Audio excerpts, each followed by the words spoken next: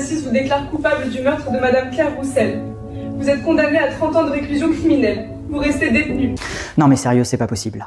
D'abord, je comprends pas le plaisir des gens à regarder ces vidéos. Elles font des millions de vues. Pourtant, je vous assure que dans la vraie vie, un délibéré, c'est pas marrant. Mais au-delà de ça, la question ici est de savoir si un juge peut avoir à connaître d'une affaire concernant un de ses proches. Évidemment, la réponse est non. L'article 6 de la Convention européenne de sauvegarde des droits de l'homme impose au juge une impartialité totale. Et cette impartialité se décompose en deux volets. Le premier volet, c'est l'impartialité dite subjective.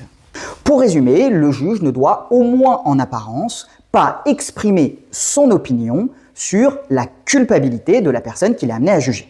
Par exemple, en 1992, à l'occasion d'une affaire extrêmement médiatique, l'affaire Yves Dandonneau, le président de la cour d'assises avait donné une interview la veille de l'audience en expliquant que l'accusé avait mis en place une machination macabre.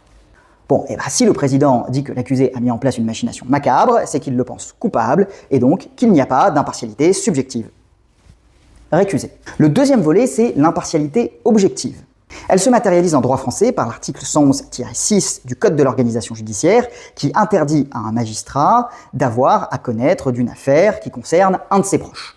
Par conséquent, la situation décrite dans ces vidéos, où un magistrat juge son fils, son père, son meilleur ami, est en réalité impossible en droit français. Quid des avocats?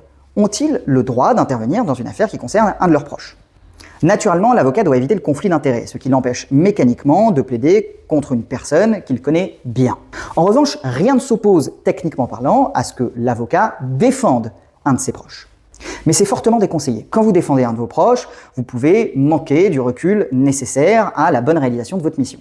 C'est une opinion, mais pour moi, avocat, c'est un peu comme photographe de mariage. Et comme disait Jean-Paul Rouve dans Le Sens de la fête... Mais ce que je vous propose aujourd'hui, vous faites la maman, moi je fais les photos.